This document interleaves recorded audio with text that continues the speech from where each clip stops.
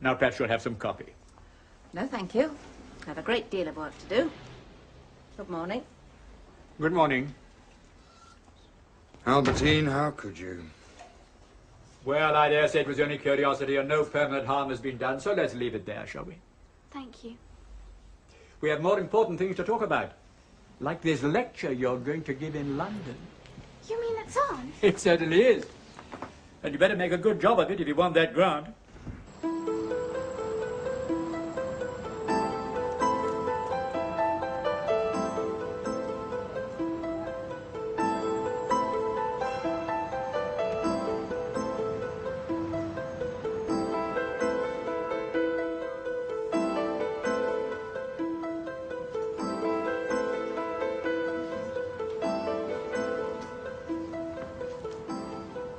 Congratulations. Thank you.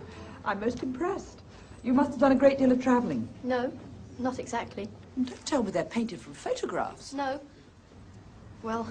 They're really just impressions of how Matthew imagines the places. Oh, I understand. From what you've seen on films and television and so on. Something like that, yes. In that case, I'm even more impressed. Quite remarkable.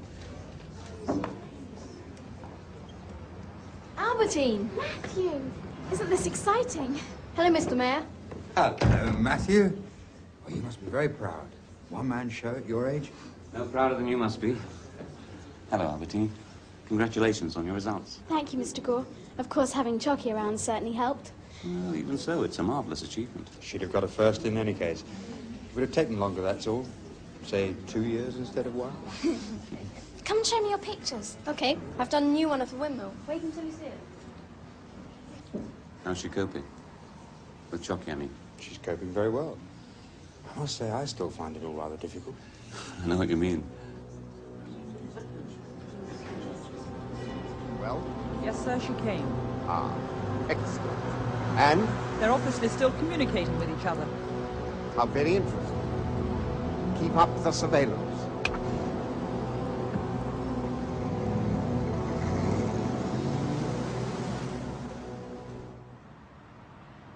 The term cosmic ray is applied to elementary particles, usually protons, electrons, or nuclei of atoms, which travel through space at a velocity close to the speed of light.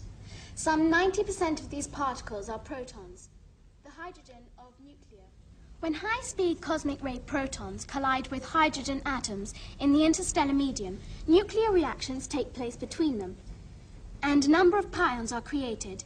These pions are unstable and decay almost immediately to produce a pair of gamma rays with an energy of about 100 mega... Equating this to a gravitational wave force, delta F, the electromagnetic noise in gravitational wave units is therefore...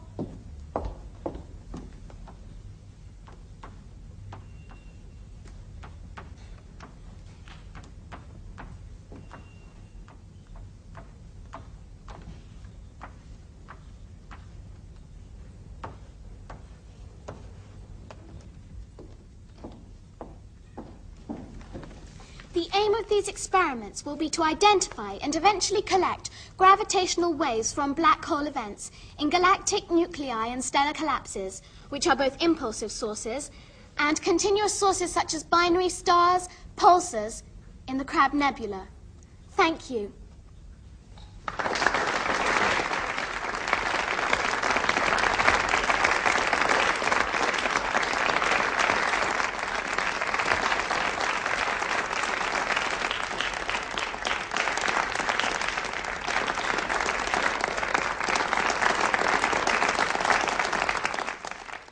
I enjoyed your lecture very much, Albertine, but I must say I found it rather theoretical. This grant is essentially for practical work. Now, should we decide to give the grant to you, do you really believe that you can achieve successful experiments? Yes, of course I do. Well, well, fancy that now. I wish I could be so certain of success every time I started an experiment. Quite.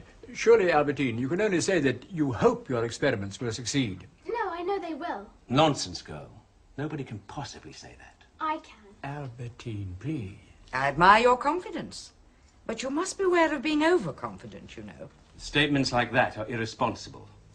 And no more than I'd expect from someone who can interfere with somebody else's work. What do you mean? What, you haven't heard about This girl getting into the radio telescope. That incident was not to be talked about.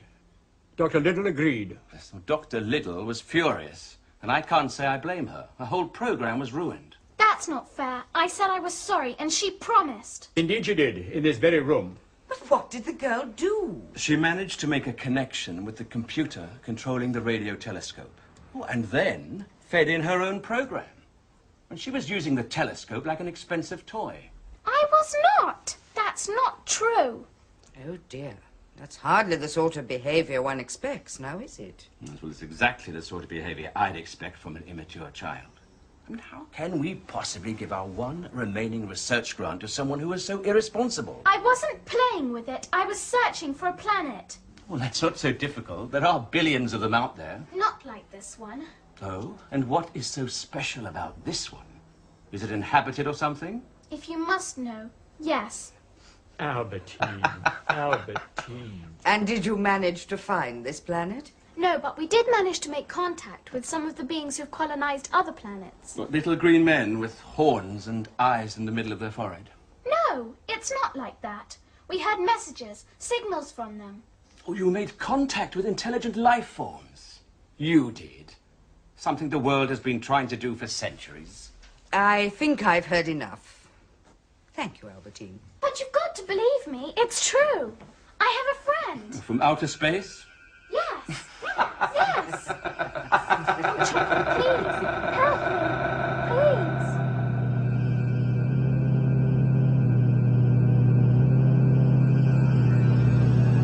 I am Albertine's friend.